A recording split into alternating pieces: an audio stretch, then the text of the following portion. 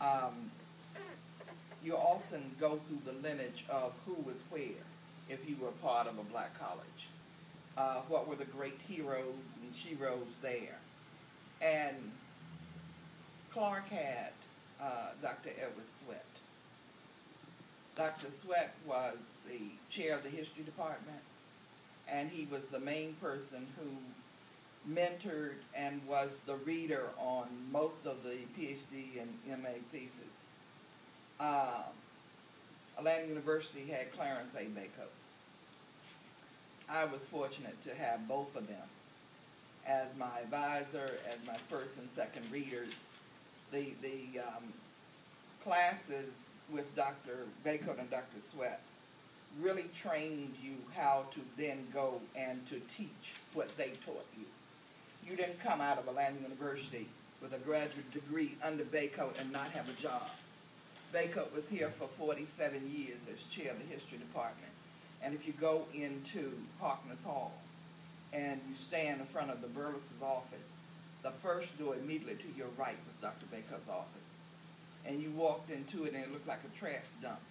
But he could go into every hook and nook and crevice of it. And he would pull out the names of every student he had taught and tell you where he sent them. You can ask Alexa Henderson, you can ask Betty Collier Thomas, all the folks who came through Bacot, Marcellus Boxell. You didn't have a choice. He sent me to Florida. I didn't want to go to West Palm Beach, but anyway, that was another story. He was responsible for me getting into Morehouse, teaching Morehouse, and he was responsible for me choosing Eugenia Hope. So he's just been there the whole time. And he died the week I was taking my exams at Emory. He introduced us to Black Reconstruction. He took the book for us to understand Doobie. He and Doobie were office mates. He described him as short, with a French beret always, with a walking cane, with his struts on, fashionably dressed. And in the afternoons, he would stand on the corner of what was then Fair and Chestnut. And he would hold a conference with the one or two people that he would speak to. He was not a people's person. He did not meet with students the way he met with students. He would have assistants to deal with students. He lived in Ware Hall. He describes Levin Lewis describes in one of the letters that he sends to Nina, what a wonderful apartment he has there, and how much room there. His sitting area is larger than their bedroom in New York. But what Bacot did with it is he gave us the picture of Du Bois, and he gave us the aloofness of him. He gave us the eliteness of him and all. But he went through Black Reconstruction in the sense of understanding how do you, as a member of a group whose history has not been written, how do you then fashion and write the history when you know you are not going to be recognized by the powers that be? You know your work may not be published and taken seriously, and you know that you are going to be considered subjective to because you are a part of the group that you're writing about. How do you give agency, as Levin Lewis says, to people when the rest of the world considers them former property at most? How do you give them humaneness? But then how do you then take over the legacy of who you are? And what he wanted us to look at, and he wasn't too worried about the Marxists and all that, but he wanted us to look at the Dunning School of historians that came out of Columbia University. There was a guy by the name of John Burgess who trained Dunning. And then there was another man named James Pike who wrote a book called Prostrate South. But all of these were these prominent white historians who then trained the next 3 or 4 levels of historians who wrote about Reconstruction being this horrible period of Black domination, of the ugliness of Black men who were not equipped to do anything, who came out of the slave fields and then went into the political arena. how they passed all types of crazy laws, and it then becomes the role of the Redeemer, the white Southerner, to come and bring civilization back.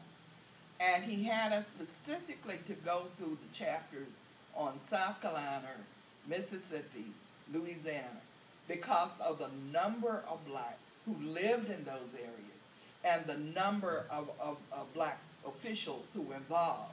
And he said that if you read, what he decided to do was to allow the Cardozas and all of the others to talk about what they did when they were elected to the state legislatures.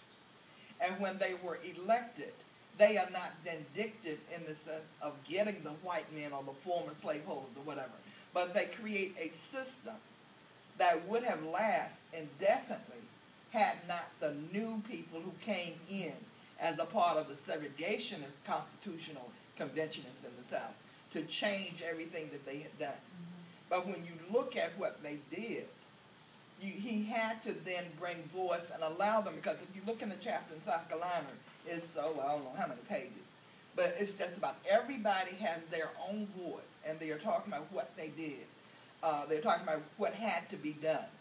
And the legacy of all of this was public education. And how for the first time, black and white students, and even with Kane and some of the others who were represented in South Carolina, they even supported separate institutions. This isn't about, Pleasant versus Ferguson.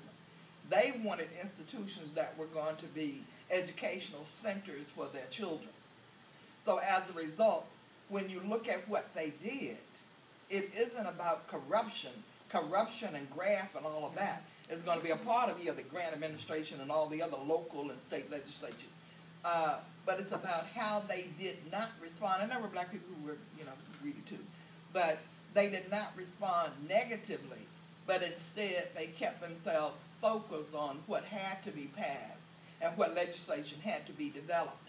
Now, and then we went through each of the chapters like that had to do with the importance or the number of black people compared to that particular state.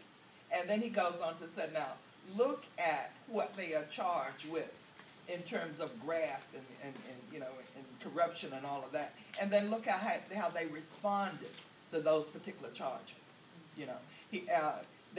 From that we went into understanding, well, what did Reconstruction mean for these people who had the audacity to believe that they were indeed free? And what did freedom mean in 1877? Or what did freedom mean in 1872? Did they see themselves in reference to class? Or how did they define themselves? And then the other part was that he then told us to look at how did Du Bois contribute to the development of black historians and the development of black history with this particular document. This is the same time of Carter G. Woodson, and Carter G. Woodson establishing the Negro Press and as the Association Press. And there's a whole slew of black historians who are working with Woodson to get published, and they are doing similar stories. The black in Florida. There's a study on blacks in Mississippi. And all of these are done. There's about 5 or 6 historians. All of these are done by black historians teaching at black schools. Okay, teaching at black schools whose work is not going to get recognized. It's not going to be Brace and Court publishing them. It's going to be the associate publishers. But what does this work, what does Du Bois do in bringing them credibility and bringing them recognition as well? And we spent a bunch of time then going through people like Lorenzo Turner Green and Ben Quarles and all these people, Baker knew and Sweat knew personally, and Woodson and Alan Locke and Benjamin Brawley and others who taught about the African American experience, but they owed everything to black Reconstruction in terms of developing the base for it. And then we ended it looking at the whole discussion of what was it like in 1934 to get a book published that had to do with refuting all of the crap that had been written about black people and Reconstruction. and how also he had a lot of problems in terms of getting funds from foundation. And finally, he's able to get money from the Carnegie Corporation and others. And then lastly, me being the, whatever, it's really cute in bringing it up, and Bacon, I love him dearly, but he's total sexist, did not want to address the fact of how the women in this book became responsible for this book, and how Du Bois was the player with about 5 different women to get this particular book finished. And I'll just leave it.